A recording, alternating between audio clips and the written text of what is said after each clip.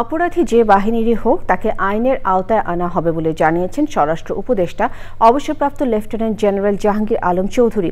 আওয়ামী লীগ অপকর্ম করতে চাইলে কোনোভাবেই ছাড় না দেওয়ার হুঁশিয়ারি দিয়ে তিনি বলেন, 5ই আগস্ট ঘিরে কোনো নিরাপত্তা শঙ্কা নেই। গণ অভ্যুত্থানে শহীদ রায়েরবাজার গণকবরের লাশগুলো ডিএনএ টেস্টের মাধ্যমে শনাক্ত করা হবে বলে জানান তিনি।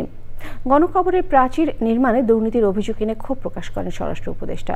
শাকির আদনানের রিপোর্ট। রাজধানীর মোহাম্মদপুর থানা ও রায়েরবাজারে গণ অভ্যুত্থানে শহীদদের গণকবর পরিদর্শন করেন স্বরাষ্ট্র উপদেষ্টা। রায়েরবাজার গণকবরে 114 জন শহীদকে সমাহিত করা হয়েছে। স্বরাষ্ট্র উপদেষ্টা বললেন, ডিএনএ টেস্টের মাধ্যমে লাশগুলো শনাক্তের পর শহীদ পরিবারগুলো চাইলে নিজ নিজ গ্রামে নিয়েও সমাহিত করতে পারবে।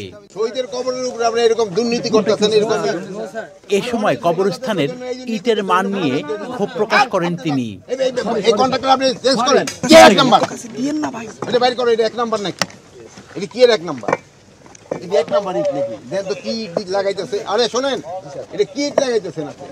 সাম্প্রতিক ইস্যু নিয়েও কথা বলেন স্বরাষ্ট্র উপদেষ্টা।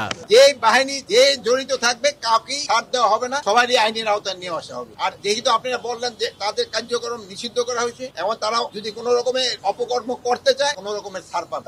এদিকে ডিএমপির সংবাদ সম্মেলনে জানানো হয়, মিটফোর্ডের সামনে ব্যবসায়ী সোহাগ হত্যা মামলায় আরও 2 জনকে গ্রেপ্তার করা হয়েছে।